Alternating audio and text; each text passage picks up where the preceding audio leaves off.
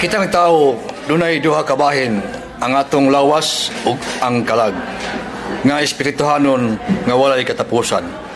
Sa Deuteronomio 6:5, higugmaa ang Ginoo nga inyong Dios sa tibuok ninyong kasing-kasing, kalag ug kusog.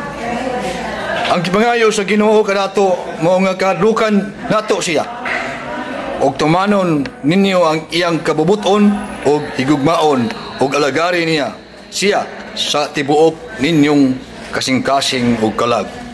Deuteronomio 10:12.